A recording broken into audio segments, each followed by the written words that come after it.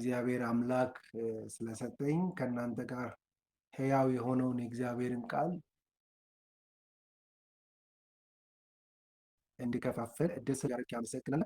በመቀጠል የዚህ የበርናባስ ሚኒስትሪ አገልጋዮች፣ መስራቾች በዚህ በወንጌል ተኮር አገልግሎት የምትተጉ ወንድሞች እና እህቶች ይህን ድል ደግሞ ስለሰጣችሁኝ እጅግ አድርጌ አመሰግናለሁ።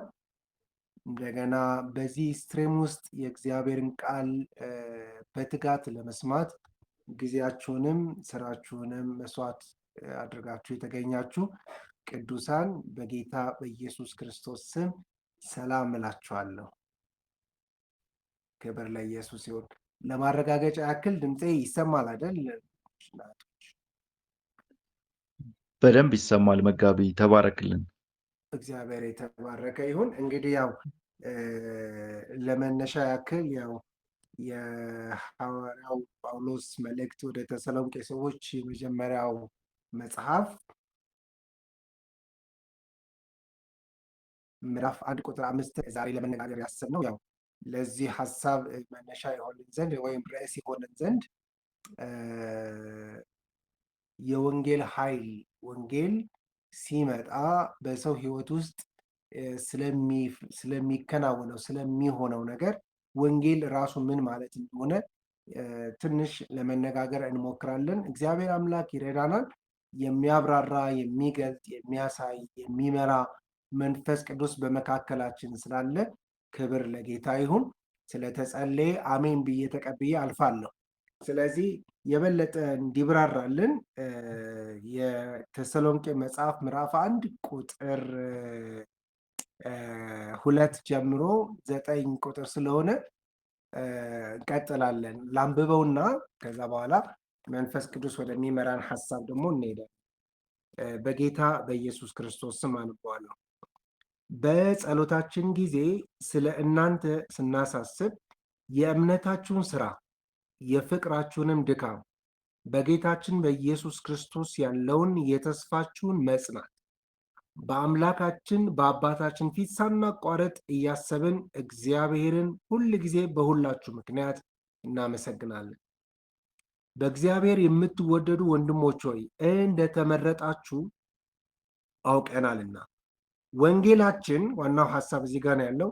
ወንጌላችን በኃይልና በመንፈስ ቅዱስ በብዙ መረዳት እንጂ በቃል ብቻ ወደ እናንተ አልመጣምና በእናንተ ዘንድ ስለ እናንተ እንዴት እንደነበርን ታውቃላችሁ። ደግሞ እናንተ ቃሉን በብዙ መከራ ከመንፈስ ቅዱስ ደስታ ጋር ተቀበላችሁ፣ እኛንና ጌታን የምትመስሉ ሆናችሁ። እኛንና ጌታን የምትመስሉ ሆናችሁ። ስለዚህ በመቄዶንያና በአካያ ያሉት ምዕመናን ሁሉ ከእናንተ ወጥቶ የጌታ ቃል በመቄዶንያና በአካያ ብቻ አልተሰማም።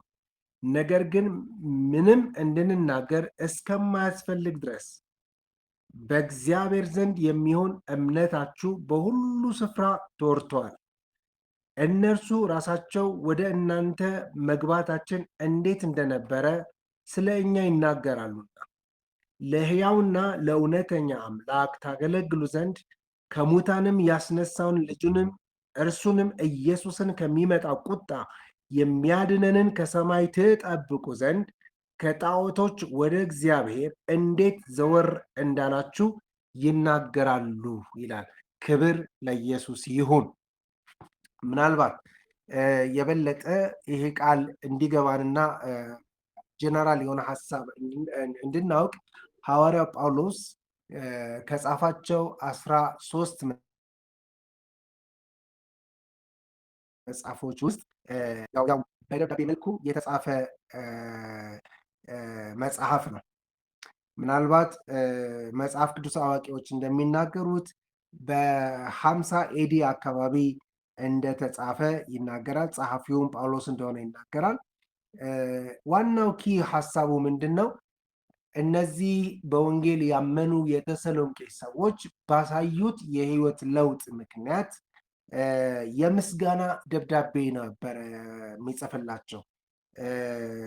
ስለ እናንተ በእግዚአብሔር ፊት ተንበርክከን እየጸለይን ስናስብ በእናንተ ውስጥ የተሰራው የወንጌል ስራ ምን ያህል አስገራሚ እንደሆነ ብሎ ምን እንደተሰራ ዘርዝሮ ሲነግራቸው እናያለን። ስለ ኢየሱስ ክርስቶስ ዳግም ምጽአት ይጠቅሳል። ስለ እምነት ይጠቅሳል። ስለ ተስፋና ስለ ፍቅር ይጠቅሳል። እግዚአብሔር የተባረከ ይሁን። እነዚህ ተስፋ የክርስትና ፒላር የምንላቸው ናቸው። የክርስትና መሰረት የምንላቸው ናቸው እና እነዚህ የክርስትና መሰረቶች የሚባሉ ይሰማል አይደል? እነዚህ የክርስትና መሰረት የምንላቸው እነዚህ ሶስቱ ነገሮች በእነዚህ የተሰሎንቄ ሰዎች ህይወት ውስጥ በጉልህ ይታይና ይገለጥ ስለነበረ ይህንን እያመሰገነ ሲያወራ እንመለከታለን። ወደምናገርበት ሀሳብ ከመምጣቴ በፊት ሶስት ዋና ዋና ነገር ይነግራቸዋል። በጸሎታችን ጊዜ ስለ እናንተ እግዚአብሔርን የምናመሰግንበት ሶስት ዋና ነጥቦች ምንድን ናቸው ብሎ ይነግራቸዋል። አንደኛ የእምነታችሁ ስራ። እምነት አላችሁ። እምነታችሁ ግን ዝም ብሎ በቃል ደረጃ የተቀመጠ ሳይሆን ስራ ያለው እምነት በእናንተ ውስጥ አይተናል። የሚሰራ ስራ ያለው እምነት አይተናል ብሎ ሲያመሰግናለን። መጀመሪያ ነው። ሁለተኛ በክርስቶስ ኢየሱስ ያገኛችሁትን ፍቅር፣ ለዚህ ፍቅር የምትከፍሉት ድካም፣ ለዚህ ፍቅር የምትከፍሉት ዋጋ እጅግ እንደሆነ ደግሞ አይተናል። በክርስቶስ ኢየሱስ ድነናል ብላችሁ ለዚህ ለተከፈለላችሁ ፍቅር፣ በክርስቶስ ኢየሱስ ላገኛችሁት ፍቅር ያለ ዋጋ ዝም ብላችሁ የምትኖሩ ሳትሆኑ ለዚህ ፍቅር ዋጋ ትከፍላላችሁ። ይህ ፍቅር፣ ይህ በክርስቶስ ኢየሱስ የተገኘው ፍቅር የሚያስከፍለውን ዋጋ ሁሉ ለመክፈል ዝግጁ ነበራችሁ፣ አሁንም ዝግጁ ናችሁ። ስለዚህ የፍቅራችሁንም ድካም አይተናል። በዚህ ምክንያት እግዚአብሔርን እናመሰግናለን። ትልቁና ሶስተኛው ነገር ምን ይላል?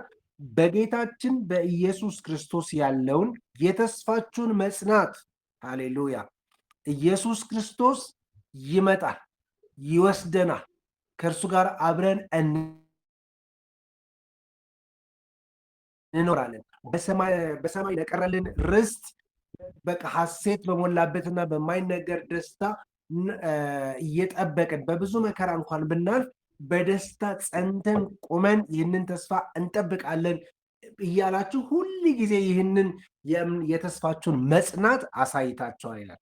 ስለዚህ እምነታችሁ ስራ አለው፣ ፍቅራችሁ ድካም አለው፣ እንደገና ደግሞ ተስፋችሁ የጸና ነው ብሎ ይናገራል። ክብር ለኢየሱስ ይሁን። ምንድን ነው ይህን ያደረገው? እንዴት እነዚህን ሶስቱ የክርስትና መሰረታዊ ነገሮች በእነዚህ በተሰሎንቄ ህይወት ውስጥ እንደዚህ ተሰንቅረው ቀሩ? ጳውሎስ ለምንድን ነው እነዚህ ነገሮች ማመስገን ያስፈለገው ብላችሁ ስትጠይቁ ምን ይላል? ወንጌል ይዘን ወደ እናንተ ስንመጣ፣ ሃሌሉያ! ይሄ ነው ትልቁ ነገር። ወንጌል ይዘን ወደ እናንተ ስንመጣ ወንጌላችን አይደለም፣ ወንጌላችን ኃይልና መንፈስን በመግለጽ ነበር የመጣው። ክብር ለኢየሱስ ይሁን። እነዛ መሰረታዊ የእምነትን በስራ የምንገልጥበት፣ ፍቅርን በድካም የምንሰራበት፣ ተስፋችንን በጽናት የምንጠብቅበት እነዚህ ሶስቱ የክርስትና መሰረታዊ ነገሮች በህይወታችን ጠልቀው እንዲገቡ የገባን ወንጌል ምን አይነት ወንጌል ነው? ይህ ወንጌል እንዲሁ በቃል ብቻ የተነገረ አይደለም። ተረት ተረት አይደለም። እውቀት አይደለም። እውቀት አይደለም የገባችሁ በቃል ደረጃ የመጣልን ፊደል አይደለም። መንፈስንና ኃይልን በመግለጥ የመጣ ቃል ነው፣ ወይም ደግሞ በመንፈስ የተገለጠ ቃል ነው፣ በመንፈስ የተገለጠ እውነት ነው ብሎ ይነግራቸዋል። ስለዚህ ወንጌላችን ወደ እናንተ ሲመጣ በኃይልና በመንፈስ ቅዱስ ነው። ዋው! ወንጌላችን ወደ እናንተ ሲመጣ ይህ በመንፈስ ቅዱስና በኃይል የተገለጠው የወንጌል እውነት እንደዚህ ነው እንዴ ብላችሁ ቀለል ብላችሁ አይደለም የተቀበላችሁት። ዲፕ አንደርስታንዲንግ ይላል። ዋው! በብዙ መረዳት ነው የተቀበላችሁት ይላል። የመጣውን በብዙ መረዳት ነው የተቀበላችሁትን በብዙ መረዳት ነው። ክብር ለኢየሱስ ይሁን። በጠለቀ እውቀት ነው ወንጌልን የተቀበላችሁት። ሰዎች ወንጌል ሲነግሯችሁ እጆቻችሁን አንሳችሁ ጌታን ተቀበሉ ንስሐ ግቡ ስትባሉ ቀለል ብላችሁ የተቀበላችሁት ወንጌል አይደለም። ይህ የወንጌል እውነት ዲፕ አንደርስታንዲንግ ነው። በጥልቀት ነው የተረዳችሁት። በብዙ መረዳት ነው ወደ እናንተ የመጣ፣ እናንተም በብዙ መረዳት ነው የተቀበላችሁት ይላል። እግዚአብሔር የተባረከ። ለዚህ ነው እምነታችሁ ስራ ያለው።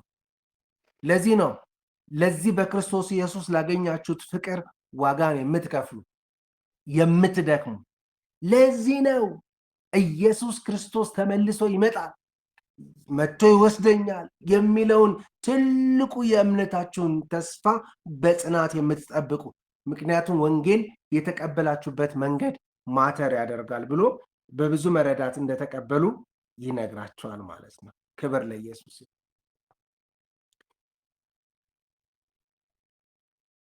ልክ ሐዋርያት ሥራ ምዕራፍ 1 ላይ አይታችሁ ከሆነ ምዕራፍ 1 ቁጥር 8 ላይ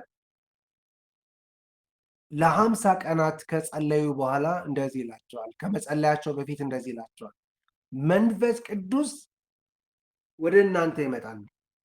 መንፈስ ቅዱስ ሳይመጣ ግን፣ መንፈስ ቅዱስ ሳይወርድባችሁ ግን ወደ ኢየሩሳሌም አትውጡ ይላል።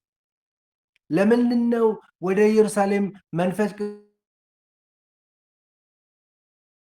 ቅዱስን ሳይቀበሉ ኃይል የሌለባቸው?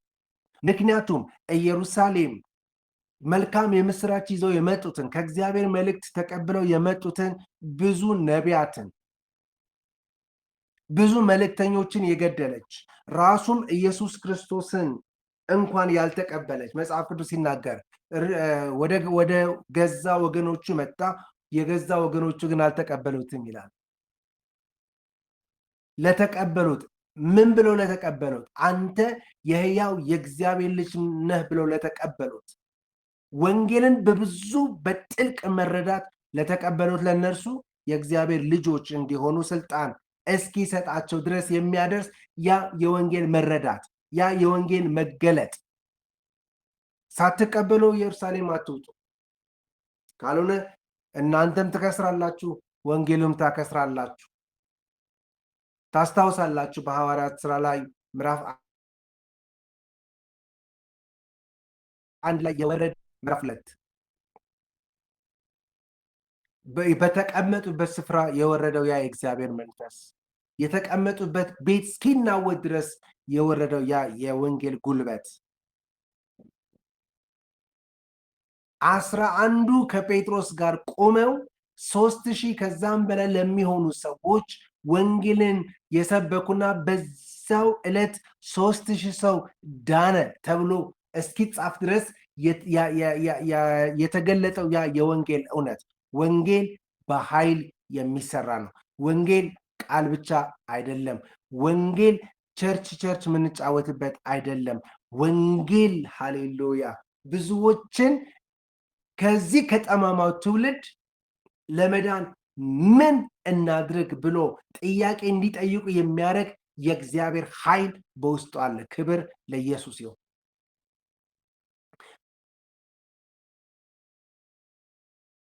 በዚህ ወንጌል ነው ሄደን ነው የምንጸናው። በዚህ ወንጌል ነው የምናምነው። በዚህ ወንጌል ነው የምናፈቅረው። በዚህ ወንጌል እምነትና ተስፋ ነው የምንኖረው።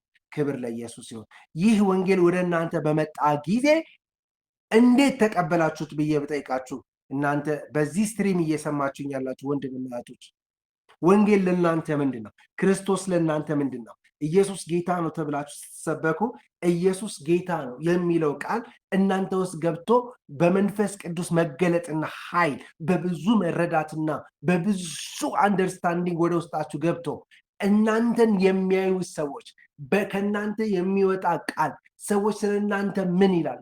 ሰዎች ስለ እናንተ ምን ይመሰክራሉ? ሰዎች ስለ እናንተ ምን ያወራሉ? በዚህ ወንጌል ምክንያት ክብር ለኢየሱስ ይሁን። አለፍ ስትሉ ሐዋርያት ሥራ ምዕራፍ 4 ላይ ደግማችሁ በዚህ ወንጌል ብትሰብኩ ብለው አስጠንቅቀው ደብድበው ከላካቸው በኋላ ተሰብስበው አንድ ቤት ውስጥ እንዲህ ብለው ጸለዩ። ጌታዊ ዛቻቸውን ተመልከት። መንፈስ ቅዱስ ይጸልዩበት በነበረበት ቤት ላይ በክብር እንደመጣ ይናገርና ቤቱን እንደሞላው ይናገርና እንደዚህ ይላል። መጨረሻ ላይ የዚህ የመንፈስ ቅዱስ የመምጫው ትልቁ ዓላማ ሲገልጽ ምን ይላል? ቃሉን ከዚህ በፊት ከነበረው አብልጠው ተናገሩ ይላል። ክብር ለኢየሱስ። ከዚህ በፊት ከዚህ በኋላ በዚህ ወንጌል እንዳትሰብኩ ብለው የተደበደቡ ሰዎች ከዚህ በኋላ ይህን ወንጌል የሚባል ነገር ኢየሱስ የሚባል ነገር እንዳትጠሩ የተባሉ ሰዎች ገብተው ጓዳቸውን ቆልፎ መጸለይ ሲጀምሩ በወረደው መንፈስ ምክንያት ተመልሰው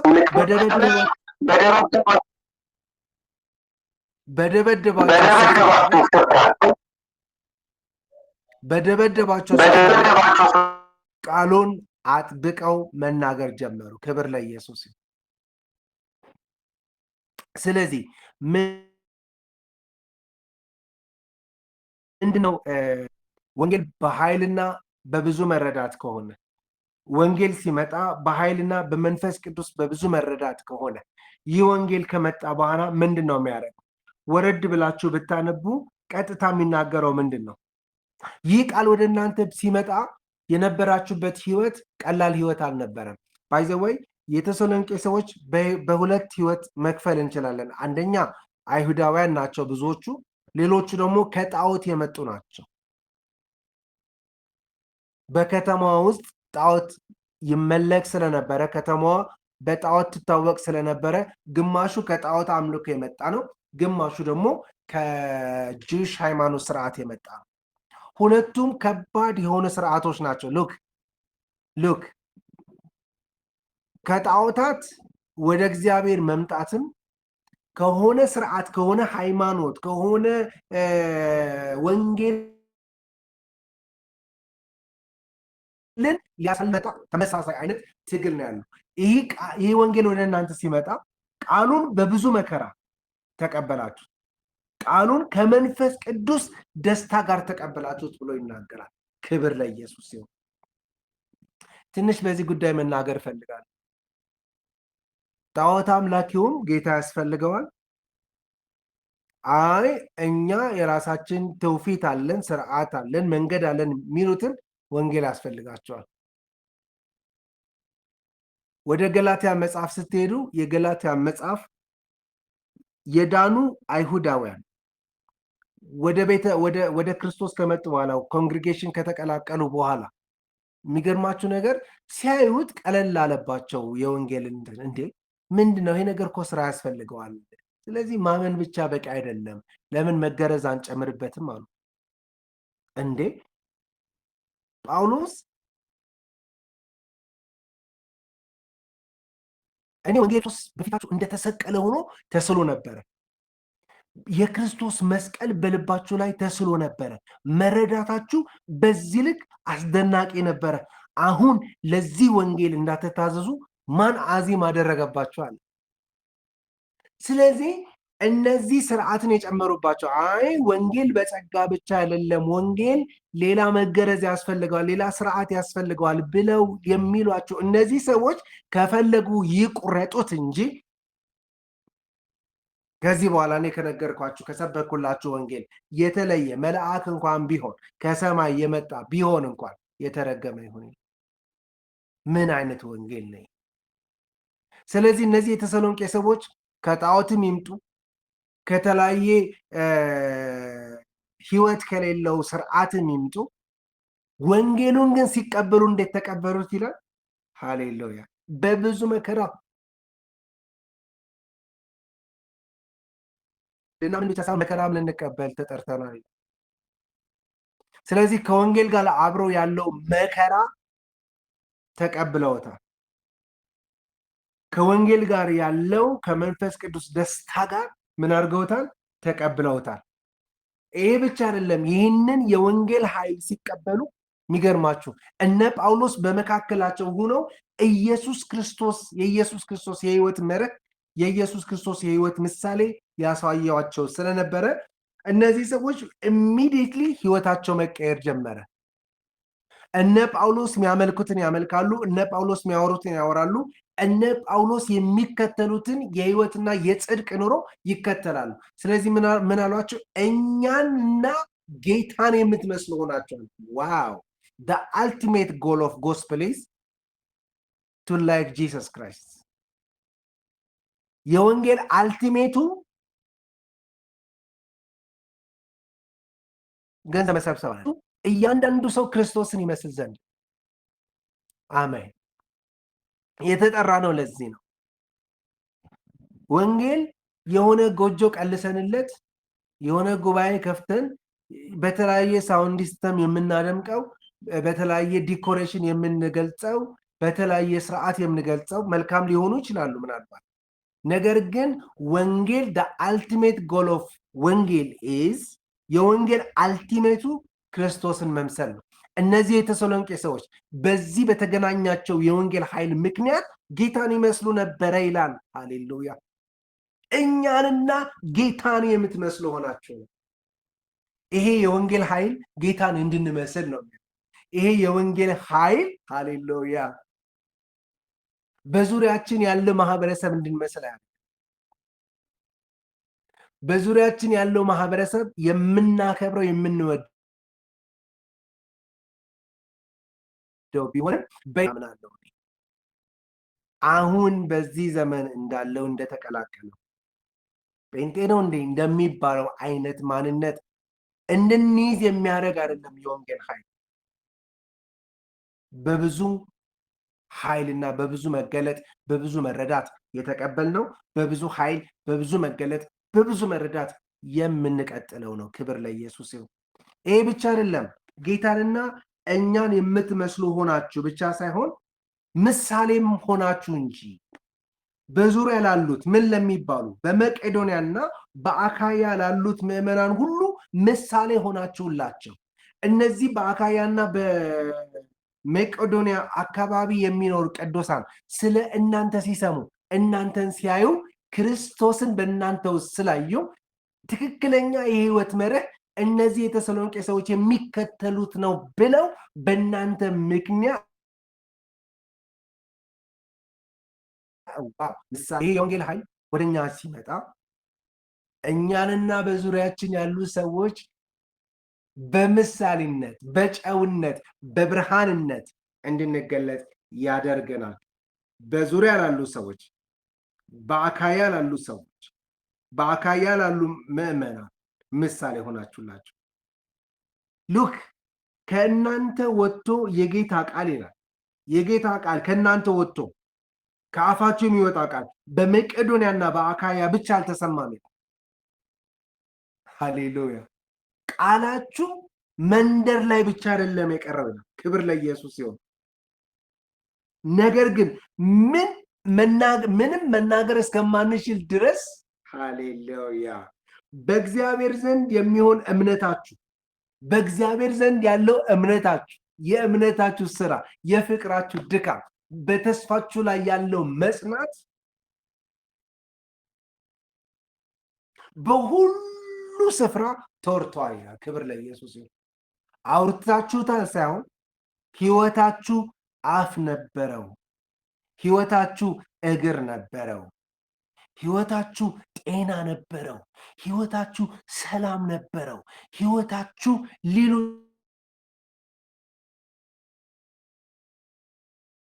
ሌሎችን የሚያስቀና ነበር። እናንተን አለመስማት አይችሉም ነበረ። የጌታ ቃል ከእናንተ አፍ ወጥቶ በዙሪያ ላሉት ሁሉ የፈውስ ምክንያት ነበረ፣ የመጽናኛ ምክንያት ነበረ። በጌታ በኢየሱስ ስም የተሰሎንቄ ሰዎች ያገኘውን የወንጌል እውነት እንዲያገኘን ይጸልያል። አሜን። ክብር ለኢየሱስ ይሁን። ይቀጥላል እንደዚህ ብሎ እነሱ ራሳቸው ወደ እናንተ መግባታችን እንዴት እንደነበረ ይናገራሉ ይልና አሁን ወደ መጨረሻው ልመጣ ነው። ይህ ወንጌል ወደ እናንተ ሲመጣ ይህ ወንጌል በኃይል ሲገለጥላችሁ በብዙ መረዳትና በመንፈስ ቅዱስ ኃይል ስትቀበሉ ህይወታችሁ ምን ሆነ ይላል። አንደኛ ለሕያውና ለእውነተኛ አምላክ ታገለግሉ ዘንድ ይላል። ሕያውና እውነተኛውን አምላክ ታገለግሉ ዘንድ ከጣዖታት ወደ እግዚአብሔር ዘወር አላችሁ። ክብር ለኢየሱስ።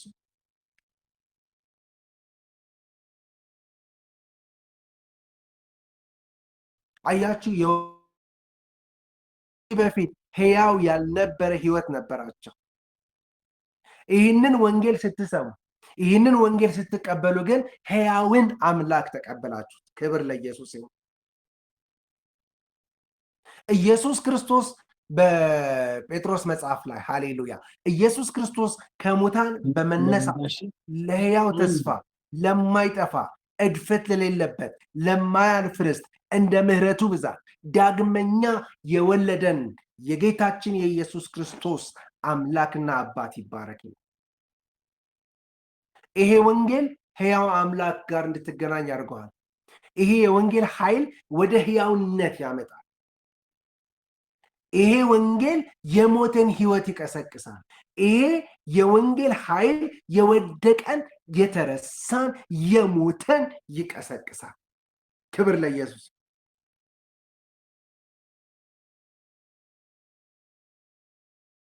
ሕያው ብቻ ሳይሆን ደግሞ ይላል ያመልኩ ነበረ። እነዚህ ጣዖታት ጆሮ ነበራቸው አይሰሙም፣ ዓይን አላቸው አያዩም፣ እግር አላቸው አይራመዱም፣ እጅ አላቸው አይዳስሱም። ነገር ግን ወደ እናንተ የመጣው ይህ ወንጌል ሲነካችሁ፣ በወንጌል ኃይል ወንጌሉን በብዙ መረዳትና በመንፈስ ቅዱስ ኃይል ስትቀበሉ ወደ እውነተኛ አምላክ ዘወር አላችሁ፣ አገልጋዮች ሆናችሁ ይላል። ክብር ለኢየሱስ።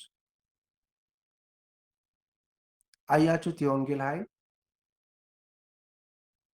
ይሄን ነው የሚያስፈልገው ለምድራችን። የወንጌል ኃይል ተሰሎንቄን የቀየረ፣ ተሰሎንቄን ሶስቱን የክርስትና መሰረት ላይ እንዲቆሙ ያደረጋቸው፣ እምነታቸው ስራ አለው፣ ፍቅራቸው ድካም አለው፣ ተስፋቸው ጽኑ ነው፣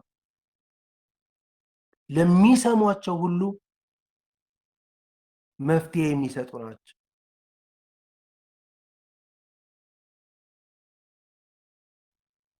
ጌታ ማንም ሰው ራሳቸው አይደለም የሚናገሩት፣ ራሱ መንፈሱ ነው የሚናገር። እኔ ዛሬ በጌታ በኢየሱስ ክርስቶስ ስም በዚህ ስትሪም ውስጥ ላላችሁ ወንድሞቼና እህቶቼ አንዳንድ ጊዜ ምን ያሰኛል? የሀብቱ ሪቫይዝ ይሄ ወንጌል፣ ይሄ የተቀበልነው ወንጌል ሪሊ በኃይልና በመንፈስ ቅዱስ መረዳት፣ በብዙ መረዳት ተቀብየዋለሁ። ይሄ ወንጌል እኔንና በዙሪያ ያለውን አካል ይቀይራል፣ ይለውጣል፣ ሰላም ይሰጣል፣ እረፍት ይሰጣል። ይሄ ወንጌል ሕያው አምላክ ሕያውነትን ወደ ሕያው መንፈስ፣ ወደ ሕያው ማንነት፣ ወደ ሕያው አገልግሎት፣ ወደ ሕያው ማንነት ለውጦኛል ወይ ብለን ማሰብ ይኖርብን። ሳንጠራጠር፣ ሳንፍገመገም እውነተኛውን አምላክ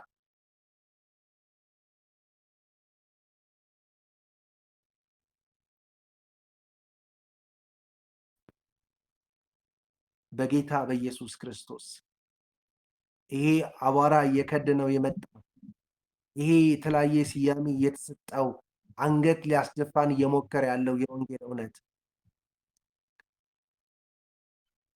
ቤተ ክርስቲያን ወንጌል እንዳልያዘች፣ ወንጌል ተልእኮዋ እንዳልሆነ፣ ተልእኮዋ የተቀየረ ይመስል ሌላና ሌላ ነገር ላይ ፎከስ አድርጋ ያለችውን ቤተ ክርስቲያን በዚህ የወንጌል ኃይል እንድትዳሰስ በክርስቶስ ኢየሱስ ስም ነው ጸልያለሁ። እግዚአብሔር አምላክ ሆይ አመሰግናለሁ። እነዚህ ወንድሞቼ፣ እነዚህ እህቶቼ በዚህ ስትሪም ውስጥ ያሉት እግዚአብሔር ሆይ ለወንጌል ልባቸውን ለከፈቱ፣ ወንጌል መኖሪያዬ ነው ለሚሉ፣ ወንጌልን የሚያገለግሉ ጸጋንና አቅም እንድትሰጣቸው በጌታ በኢየሱስ ክርስቶስ ስም ነው ጸልያለሁ። አሜን። በጌታ በኢየሱስ ስም ተባረኩ። አሜን።